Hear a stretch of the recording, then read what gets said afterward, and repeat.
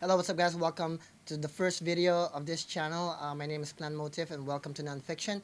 This time, we're going to talk about the history of the United States in 10 minutes. Before anything else, if you're first time in this video, don't forget to to share, subscribe, and like the video. If you don't like it, just put some comments below, and then let me know what you guys think. And don't forget to subscribe. And before anything else, intro.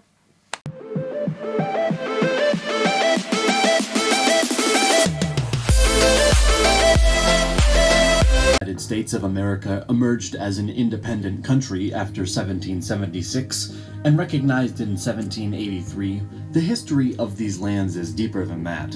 Thousands of years ago, the first people settled in the American continent. It is not exactly known how the Native Americans first settled in these territories, but a theory says that people migrated from Eurasia starting 30,000 years ago, across a land bridge known as Beringia.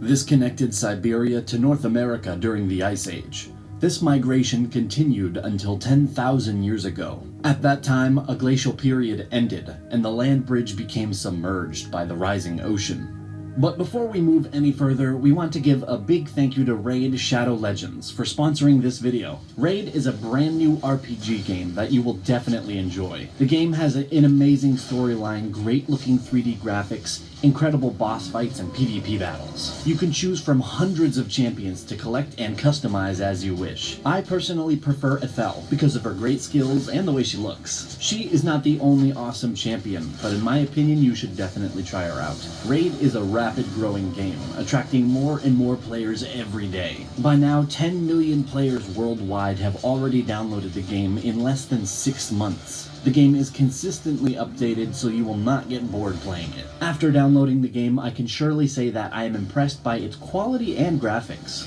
Playing Raid is the most immersive experience you'll find on a smartphone, and it can only really be compared with the biggest PC and console titles. And the best part of all of this, it's totally free. With 300,000 reviews, Raid has almost a perfect score on the Play Store. This proves just how amazing the game is. So be sure to click on our special link in the description to get 50,000 silver and an epic champion for free. Start your incredible journey now. The early inhabitants were called the Paleo-Americans. In time, they migrated even deeper in Americas, and they formed tribes and nations. They created interesting civilizations, developing their own culture. Among the cultures that existed here, So it's funny that people doesn't understand, even the people nowadays and this generation, they don't understand that human beings used to migrate. Every single time we're always migrating, until to the point that we find a specific place where we can actually live, because like animals, they migrate where you can find food, water, fruits, and stuff like that. Human beings are the same thing. It's hardwired in our DNA that we have to migrate anywhere else in this world if we found a source of food, water, fruits, and everything. Especially if the season is good, it provides good nutrition for our family as well. We stay. So people are naturally born like that. We always migrate. we can mention Adena culture, Iroquois culture, Coles Creek culture, Puebloan culture, and Mississippian culture. But another part of today, the United It's funny that it's saying right here that before America was discovered by people from Europe, there's already like civilizations on this place. Especially in different state of America. There's already a civilizations like thousand of years ago. United States has an interesting and different history. Speaking about Hawaii, this land wasn't inhabited until the first centuries AD. Native development started with the settlement of Polynesian people between the 1st and 10th centuries. Starting in the 15th century, European colonization began. In 1492, a Spanish expedition headed by the Italian explorer Christopher Columbus sailed west. So when Spanish came to America, they always have promoted these three G's. Three G's meaning is the gold, God, and glory. So God, gold, and glory. Every single time, that's their main purpose, is to get gold, to to spread God and be glorious. Let's get it. West to find a new trade route to the Far East, but landed in what came to be known to Europeans as the New World. After this event, in the next decades, more and more ships sailed west to establish colonies and trade posts. The Spaniards began building their American empire, using islands such as Cuba, Puerto Rico, and Hispaniola as bases. They expanded hugely. France founded colonies in eastern North America, a number of Caribbean islands, and small coastal parts of South America.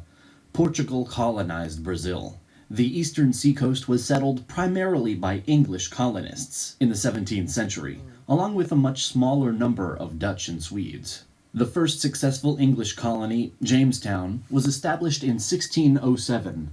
That's hard to imagine when European people come to this country and say like we discovered America. We created things, we created a lot of stuff. Those idea of supremacy, and but at the same time, it's kind of like you can hear it on the negative terms because why you have to travel to explore, for what reason, you know, and at the same time, it's kind of like it's hard to understand at the end of the day that even though you're trying to discover and explore places, you're actually trying to hurt other civilization because you're not welcome there. You're not. They don't ask you for your presence. Like for example, like people that thrive in America, like they didn't ask for this back in the day, but like some people always looking for the idea of colonization, looking for new habitat, new looking for new civilization. Like it's always in our DNA that to find something, to look for something, to explore, to create something, And I understand why European people are doing that, and people will only see the positive things of hey, we discovered this shit, but in reality, like, okay, you discovered us but there's already people living in here, so they're not bragging about it that as an Indian people, like, oh, we discovered the America first, but they're not saying anything of those, And at the same time, like there's a negative effect, like you're not wanted here, But at the same time, it's good because nowadays, in America, it's not, it's combined, you know, people. Like it's not just white people, it's not just Indian people. We have Hispanic people, we have black people, we have Asian people nowadays. Let's get to it. On the James River in Virginia, new wave of settlers arrived in the late 17th century and established commercial agriculture based on tobacco. Even though there were some conflicts between the Native Americans and English settlers, the colonies managed to expand pretty fast and more people settled in. Each of the 13 American colonies had slightly different governmental structure. In fact, a colony was ruled by a governor appointed from London. This governor controlled the administration and relied upon a locally elected legislature to vote taxes and make laws. By the 18th century, the American colonies were growing very rapidly, and as a result of low death rates, along with ample supplies of land and food, this attracted a heavy flow of immigrants. The tobacco and rice plantations imported African slaves for labor from the British colonies in the West Indies, and by the 1770s, It's good to understand that because they need more power, they hired more slaves. So basically, like white people can't only, I mean, British people can't do it on their own. They need help by means of strength and human resources. They need help from different people, and they found out that like they can get some people from people of Africa, or they're introducing slave, which is the black people, and now getting we're seeing and understanding that there's always a symbiotic relationship between different race, because at the end of the day, you can only do so much. There's a limit of what you can do, and this time we're seeing that at the end of the day, you need us. You need the slaves to be able to for your civilization, for your newfound cities.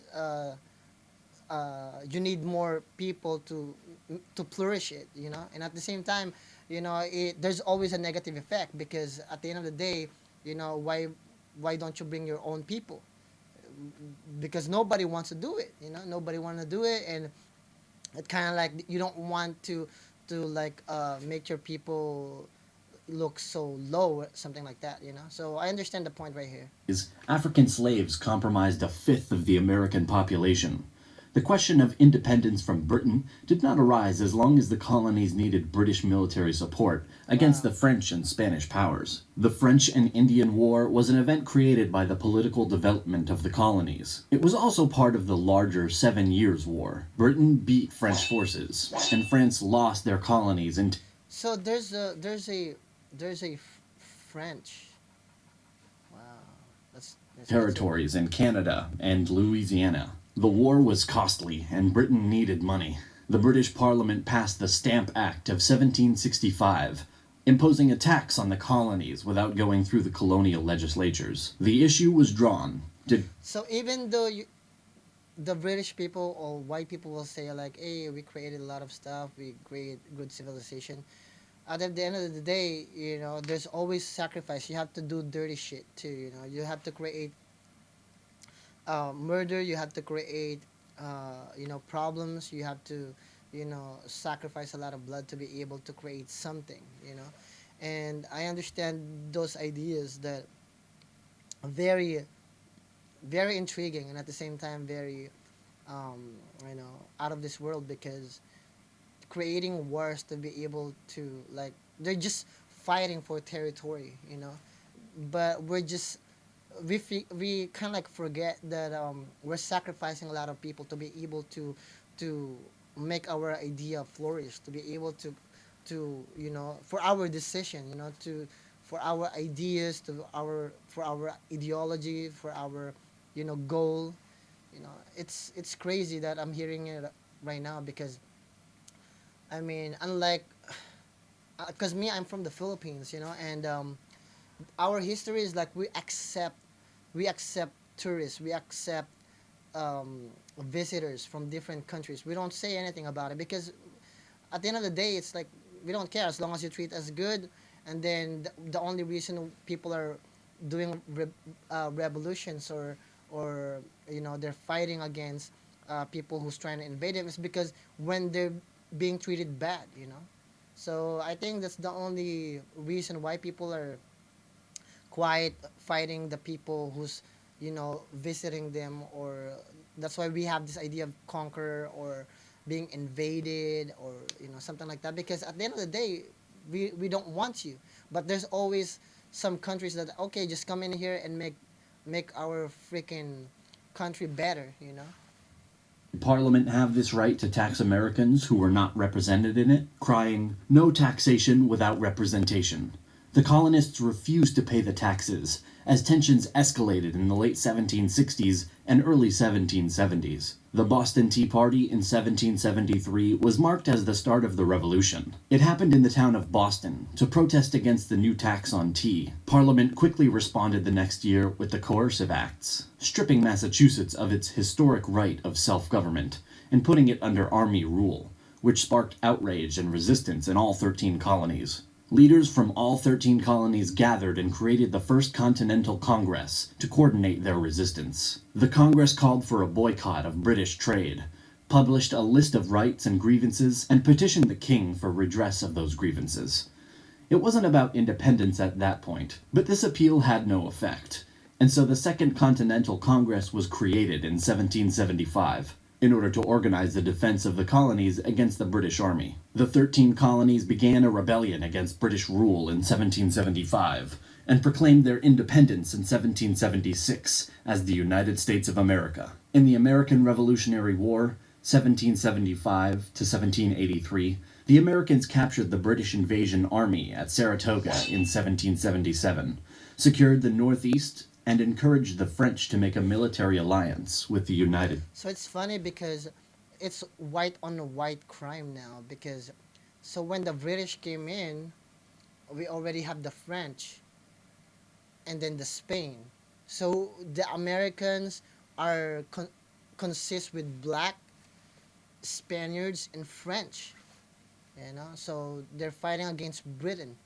States. France brought in Spain and the Netherlands, thus balancing the military and naval forces on each side, as Britain had no allies. General George Washington was an excellent organizer and administrator who worked successfully with Congress and the state governors, selecting and mentoring his senior officers, supporting and training his troops, and maintaining an idealistic Republican army. The American Revolution was a success, and at the Peace of Paris of So ever since there's a Republican Party, so since then we have the Republicans.